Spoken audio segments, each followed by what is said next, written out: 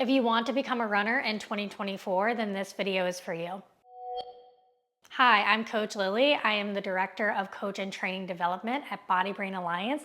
And today I have 3 tips on how to become a runner in 2024. For those of you who don't know, I began my running journey in January of 2023.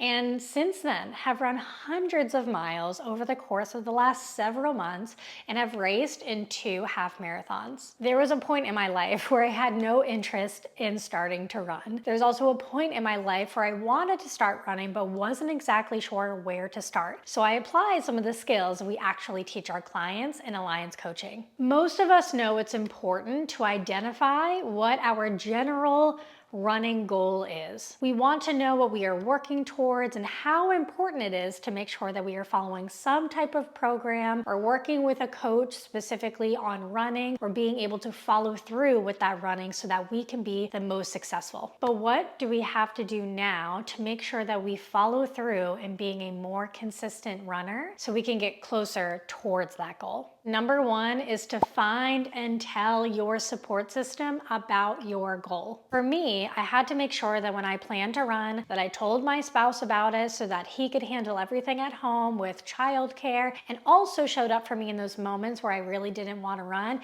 and he gave me that extra push to hold me accountable and make sure I got out that door. Support can also look like making sure that you have general childcare if that is something you need, finding a community of runners who are working towards a similar goal just like you, or even working with a behavior change coach that can help you show up for your commitments and making sure that you are working through any resistance or mind drama and building those behavior change skills so that more action is happening towards being a consistent runner. Social support can be immensely helpful with being able to be a consistent runner or really reaching any goal. Being able to tell and truly voice what your goal is holds you to a different level of accountability that tells our brains we really need to show up for ourselves. It's a great way to connect on many different levels, whether that is in our household and really intimate people in our lives, or whether that is friends and people who just have like-minded goals of running, or maybe we're connecting in an online community or working with a coach. They all provide a valuable contribution in how successful you can be, and social support can really make a huge difference from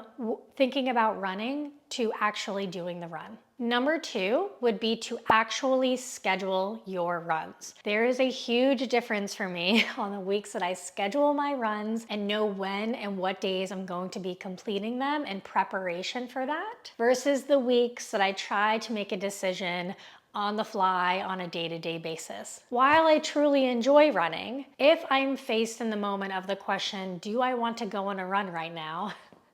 The answer is most likely going to be no, and my brain is going to list all of the reasons why I shouldn't be going on a run and all of the things that I need to be doing instead, or how it can be pushed off later, and it starts a negotiating process that is only hindering me from actually getting out of the door. And what can be the most helpful is avoiding that altogether and making the commitment ahead of time. Scheduling runs can be a really great way to show commitment to yourself. It demonstrates a non-negotiable within your week to do the things that are working towards your goal. And it also prevents any of that negotiating that can happen within your brain if you're faced with the decision in the moment. Let's take the guesswork out of it and be able to put it on our calendar and prepare for that accordingly. Tip number 3, and arguably the most important, is going to be embracing the discomfort. Running can be uncomfortable, especially if you are a new runner. The weather isn't always perfect, the terrain isn't always ideal, maybe you didn't sleep great the night before, you're working through and learning what does a hard run feel like and what does an easy run feel like. You're navigating things like mileage and running indoor versus outdoor,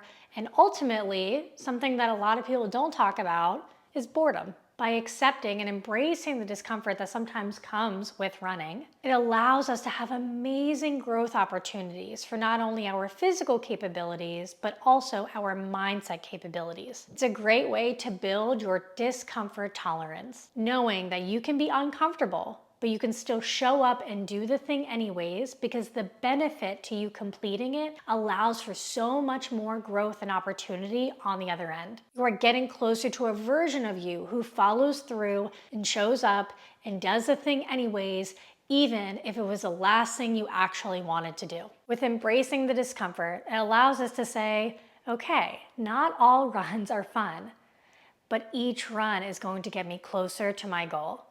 And if I always wait for the perfect time or the perfect opportunity or the perfect weather or the perfect amount of sleep, I'm never going to be able to get in a run.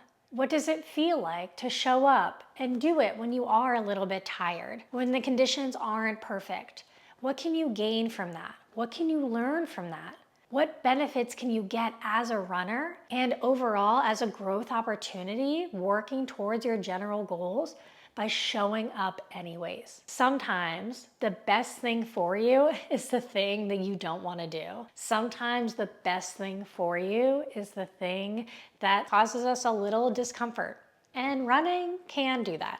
Because of this, I have never once regretted any of my runs, because whether they were a bad run or an amazing run, I know that I still gained some kind of benefit from it, and it allowed me to be a better runner. If you found this video helpful, please make sure to give it a thumbs up and don't forget to subscribe.